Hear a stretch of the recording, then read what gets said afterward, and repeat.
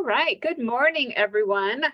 We'll go ahead and get started. If there are any latecomers, they will have time to join in. And for reference, this is being recorded, and so will be posted on our Idaho Farmers Market Association YouTube channel following the presentation, so you can catch up on anything you missed. Really glad to see so many of you taking time out of your busy schedules, managing markets, and all of that to join us for today.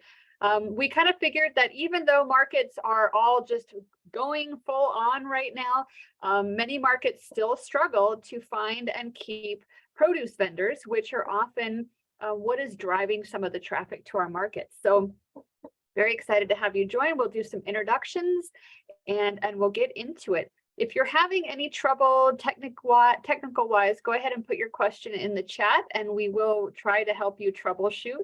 It helps if you don't have other programs running on your computer. If you're having trouble with sound, sometimes going up to the mute button and clicking on the little arrow to the right of it, you can check what you're using as your speaker and microphone. And sometimes if you have multiple things plugged into your computer, selecting a different speaker or microphone can help solve any audio problems. Worst case scenario, you can watch the video and you can call in on your phone and listen that way. But hopefully no one will have problems. We are finding that more people are very Zoom savvy these days. So my name is Ariel Agenbroad. I'm a University of Idaho Extension educator in community food systems and small farms.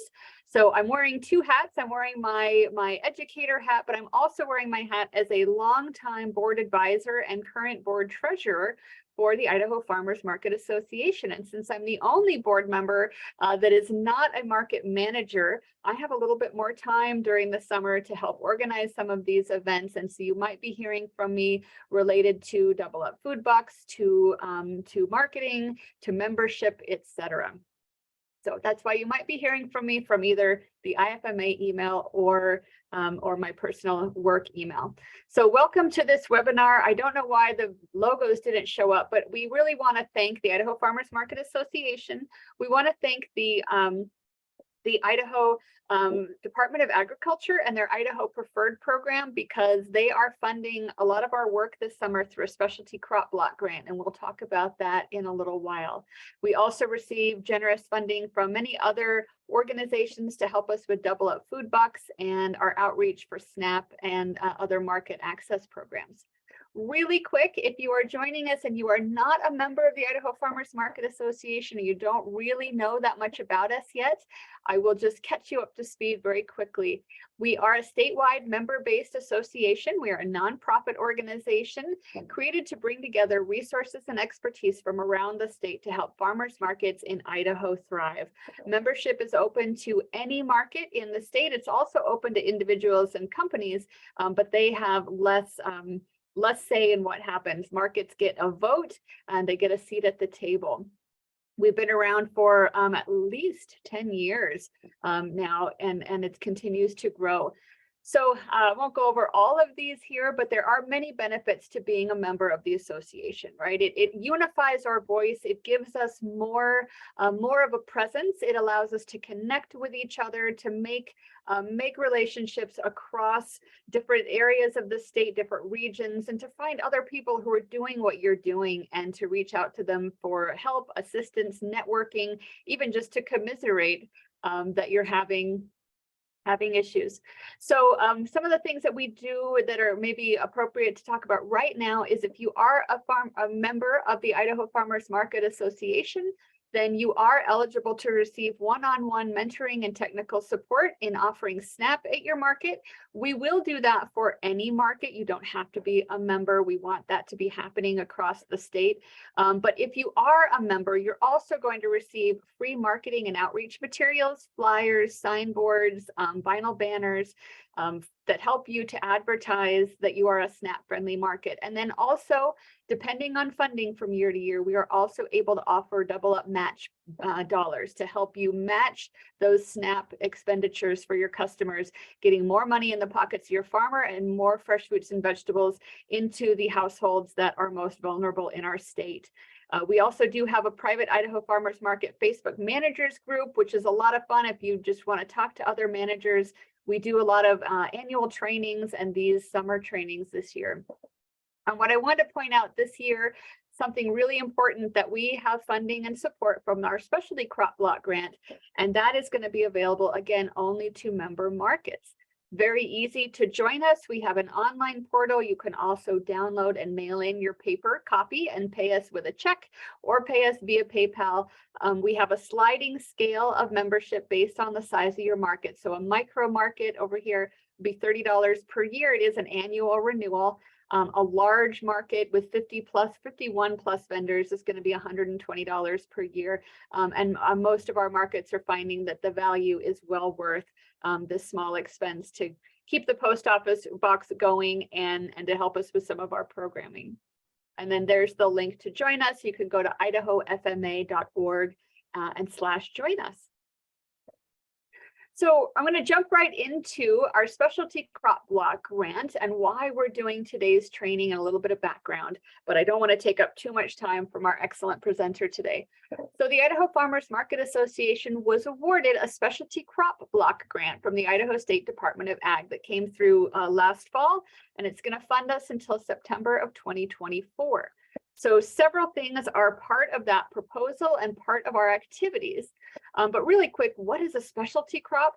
So specialty crops are defined by the United States Department of Ag as fruits, vegetables, tree nuts, dried fruits, horticulture, nursery crops, and honey. So all your fresh fruits and vegetables, your plant starts, your hanging baskets, honey, and then your dried fruits and nuts all count as specialty crops.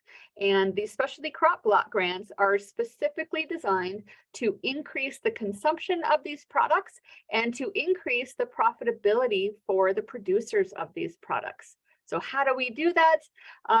Again, the projects around specialty crop block grants have to be aimed at enhancing the production and competitiveness of these crops in Idaho. And just to let you know, in Idaho, potatoes are also a specialty crop. Wine grapes are a specialty crop, so they do receive specialty crop block grants as well. And this is one of the first, this actually is the first time that the Farmers Market Association and farmers market vendors in particular have had access to this funding. So it's very exciting. We had 4 primary objectives for our grant proposal. Number 1 was increase the marketing and promotion of these crops at Idaho farmers markets. We want to expand the availability and access to these crops at Idaho farmers markets. So it's kind of, you know, chicken and the egg, so to speak. We want to have more consumption and more profitability, but to do that, we've got to have more of these products at market, right? Which is partly why we're here today. Our third objective was to increase child and adult nutrition knowledge and consumption of these crops at Idaho farmers markets. That objective in particular, University of Idaho Extension and our Eat Smart Idaho program is really working with markets, or will be this summer, on that part. That's not one that you necessarily need to worry about.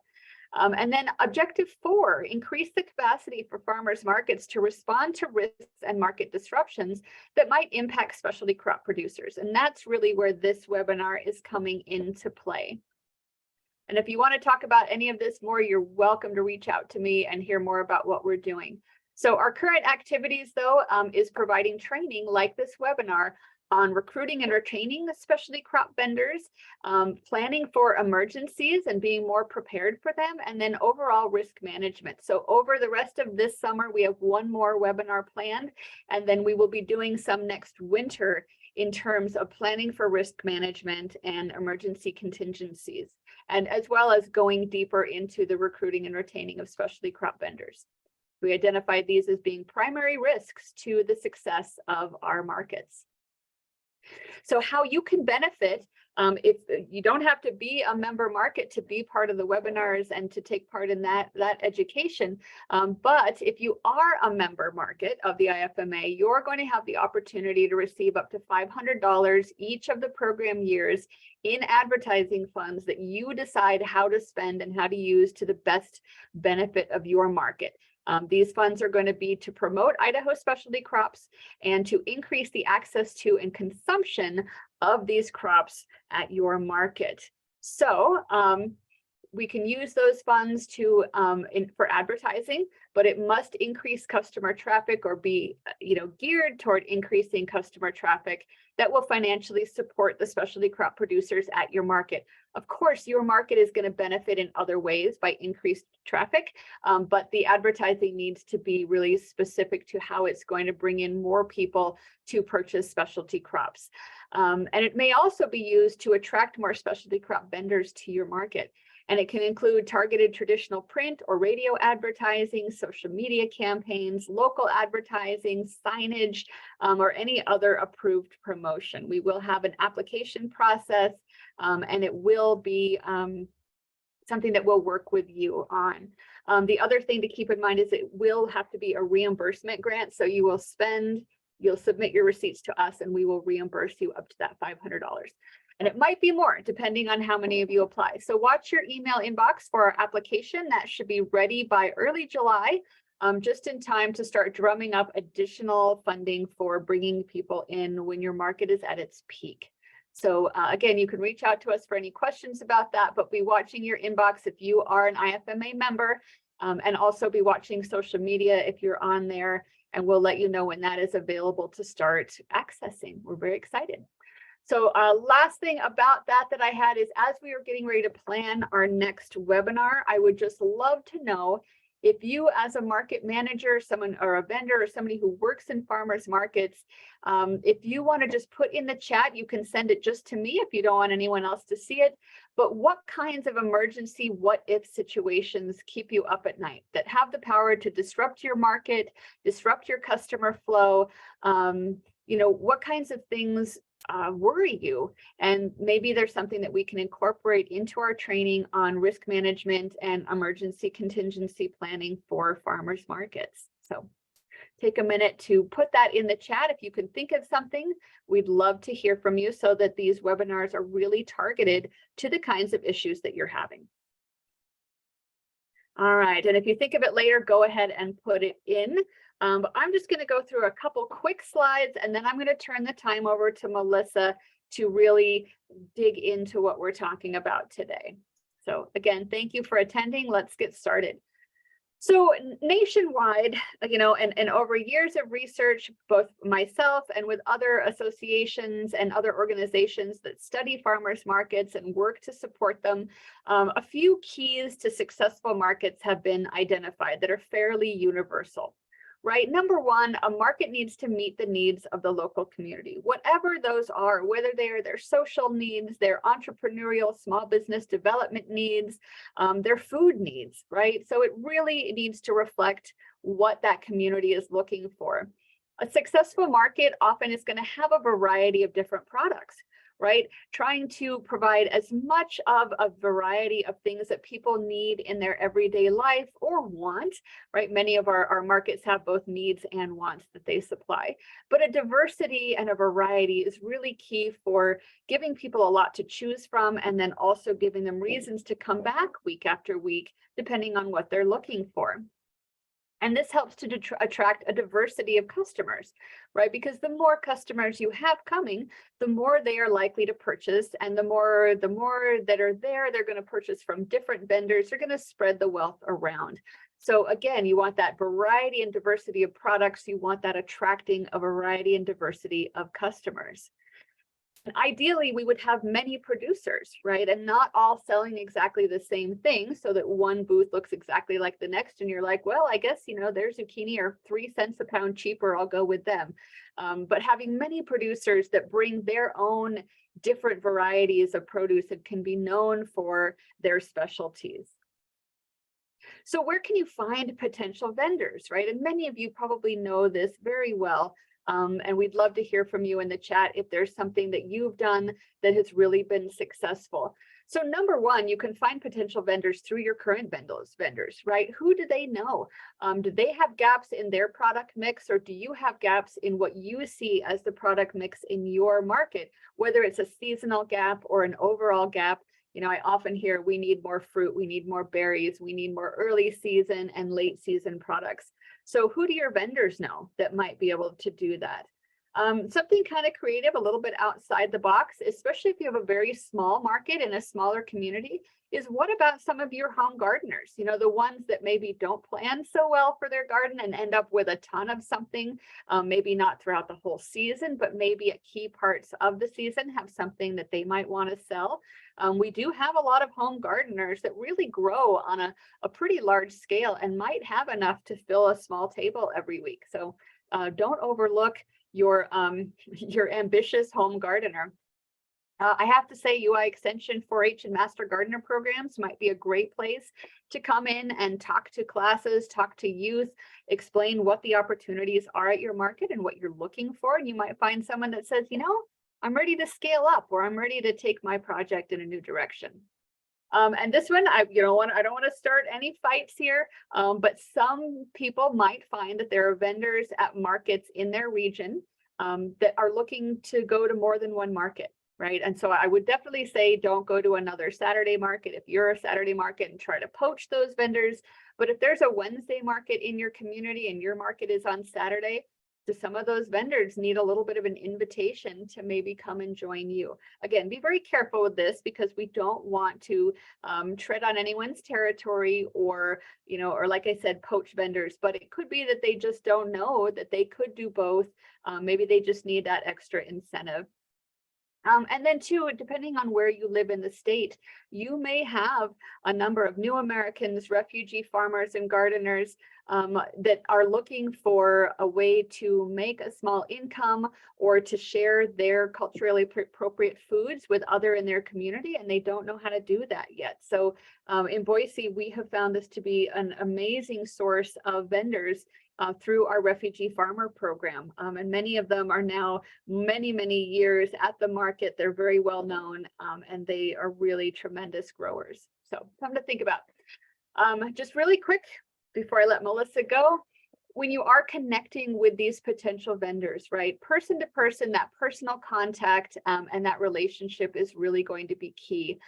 You can use other forms of advertising, whether it's posters at the farm and garden store, maybe a radio ad if you're really desperate, or you have the funds to do that. You know, it could be a way to reach people. And certainly social media is something that most of you are really familiar with and using to great advantage.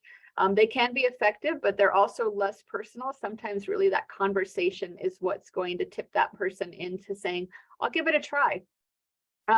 Meeting with potential vendors, right?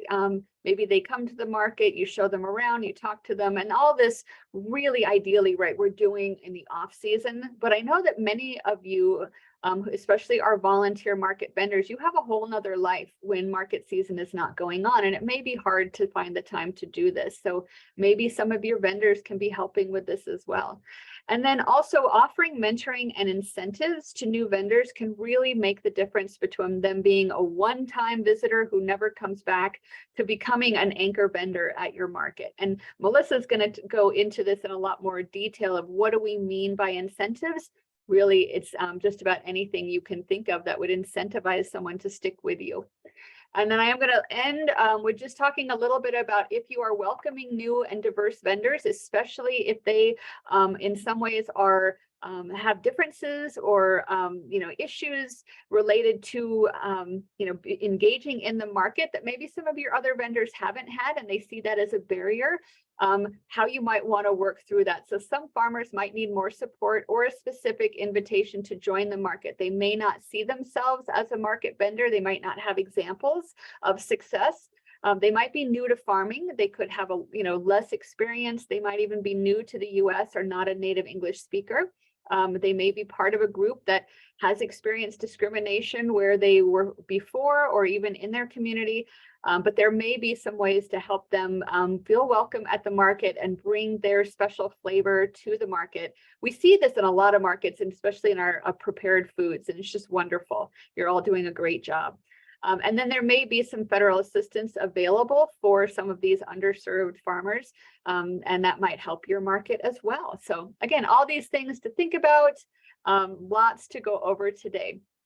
But I'm going to stop talking because I've talked long enough, and I'm going to turn the time over to Melissa Knapton. So Melissa is a former board member of the Idaho Farmers Market Association.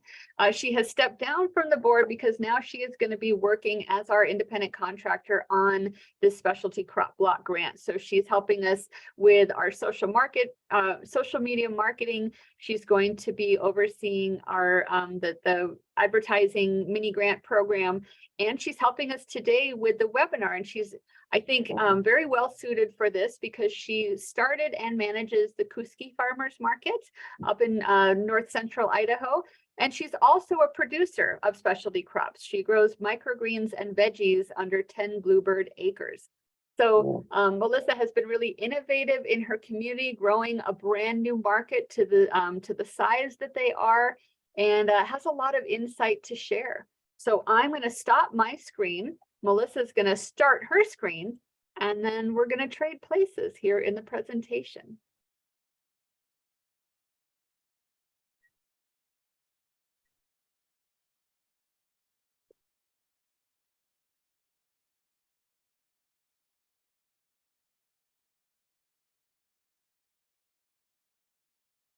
All right, that looks good to me. Perfect. Take it away, Melissa. If you want to remember to unmute as well. All right, here we go. Good to see some participants today. Again, my name is Melissa Knapton. I'm the Kooskia Farmers Market Manager that I started in 2017.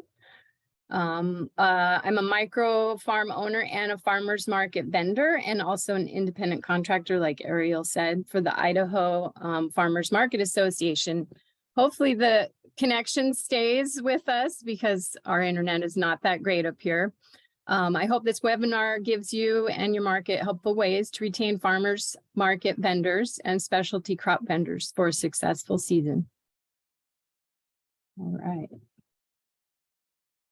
Here you'll see, I know most of these pictures are taken from my market, so you get to see our little market up here. Here are some top strategies we are going to talk about for retaining your farmers market specialty crop producers and vendors. You can also use these to retain, you know, craft vendors as well, or any other vendors you might have.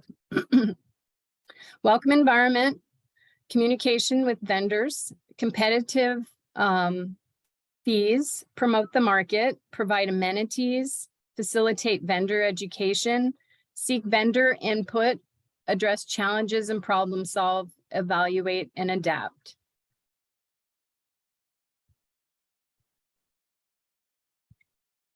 Welcome environment. Make your vendors feel welcomed and valued. It helps to walk around and see what is going on at your market. Say hi, check in with them from time to time when it is slow, of course, to make sure they don't have any unanswered questions, especially if it is their first day at your market, or this might be their first farmers market ever. Ease over that transition, foster a sense of community. Have a beginning of the market vendor meetup a few months before your market's start date. And then again, have an end of the season meetup where vendors can discuss the market season and plan for the next. Also, remember to highlight your vendors. Maybe promote a vendor that on social media or one a day. Highlight the vendors throughout the winter if you know they're coming back from the next season. Highlight their products, their community involvement, make them feel connected to your market. You can organize events and activities, plan regular events, both online and offline, to bring the community together. These could include webinars, workshops, meetups, or social gatherings. Activities create opportunities for members to network, learn, and collaborate. So make sure that welcome environment is important. Let's see. All right.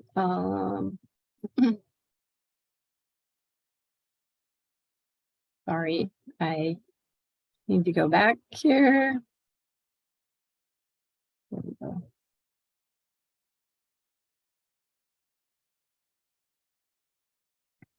Communication, again, it is always a good idea to have a market handbook outlining your rules and policies. Keep vendors up to date with any changes or upcoming events. Address feedback and concerns in a timely manner. Listen to your vendors. They may see something you don't. How do you communicate with your vendors? You can put things in the chat as you wish. We can try to answer those as we go along.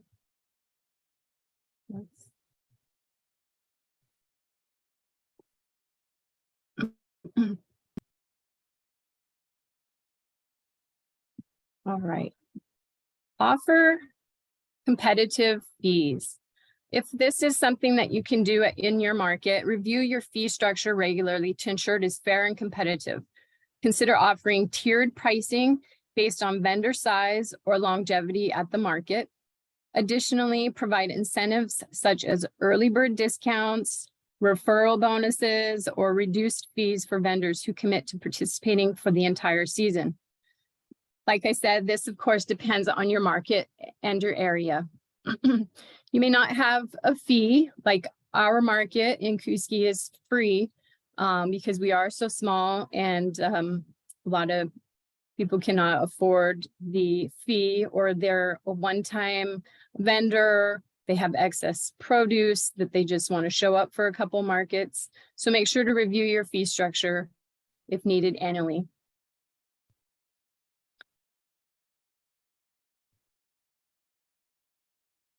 Promote your market effectively. You can use social media, newspaper, radio.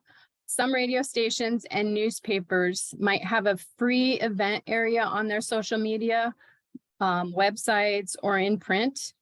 I contact our local newspaper when we're going to have a community event, and they will just print it for free. If you want to do a whole ad or story, sometimes they'll work with you on that. Hang up, you can hang up and hand out flyers around your community. You know, think outside the box, like office break rooms or your local schools, you know, wherever you see, you know, employees, people hanging out, neighbors, your home gardeners, gardening clubs. Also email your existing vendors the flyer as well to hand out to their customers, or they can post it on their social media pages. Make your market an event on Facebook. There's a area, if your market is connected to Facebook, where you can make an event weekly or an ongoing event. If your vendors like your market, chances are they have friends who are vendors as well, or other vendors that they've talked to at other markets. And therefore, they will talk about your market. Provide amenities. Ensure that the market has proper infrastructure and amenities to support vendors' needs. This includes adequate space, clean and well-maintained restrooms, water, and plenty of parking spaces. If not possible, make your own, like wash stations, rent a portable bathroom. You know, I've seen farmers markets in just bare parking lots, just, you know, with awnings. Make it work. It's possible. Consider having a canopy and a table for rent for those vendors who can't afford one or just want to try selling extra produce. Other items to consider is a first aid kit on hand, a fire extinguisher, a kit with extra rope, tape, paper towels, tools. Even if you, as a market manager, carries extra change, you know, accidents happen, things come up, even maybe some extra sandbags for awnings if the wind comes up. Facilitate vendor education and networking. Organize workshops, training sessions, or guest speaker events specifically tailored to your vendor's needs. These can never sorry. So as a market manager, I like to sign up for newsletters and university extension webinars, etc., and join groups and organizations like Idaho Farmers Market Association to get more information on how to educate yourself and your vendors about trainings, business, networking, and grants. You can do like a monthly newsletter, weekly newsletter, touching base with your vendors on what's happening in your community, or just to educate them on displays and so forth. Seek vendor input in decision-making. This is very important. Involve vendors in your decision-making process of the market. Create a vendor advisory committee or regular feedback sessions where vendors can share their ideas, concerns, and suggestions. This involvement helps vendors feel valued and promotes a sense of ownership in your market. This can also be incorporated with your annual greeting of your meeting new vendors, your end of the season meetup, etc.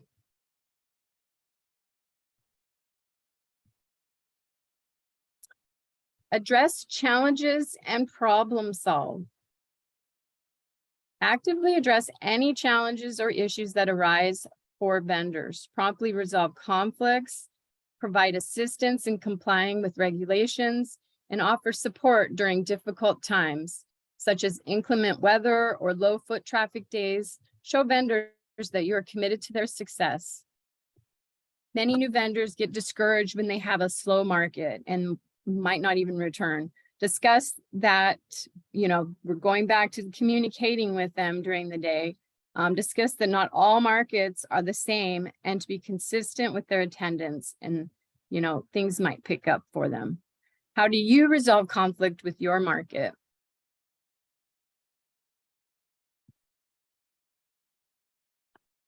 Evaluate and adapt regularly. Regularly evaluate the market's performance and gather feedback from both vendors and customers again. Assess the market's strengths and weaknesses, identify areas for improvement, and make necessary adjustments to meet the changing needs of vendors and customers alike. And last slide. Thank you for attending. Do we have any questions? Any other market managers out there that want to contribute to their successes?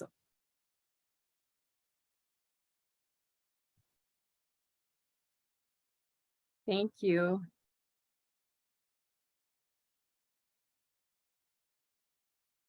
Thank you, Melissa. I really enjoyed all of those ideas. I want to open it up to the group. If anyone wants to unmute and even take and show us their camera, we've got plenty of time to ask questions or to have some discussion about anything. And I can go ahead and stop recording as well. And that way, yeah, our discussion can be just with those of us that are attending live today. And if there's anything great, I'll include it in the notes with the recording. I was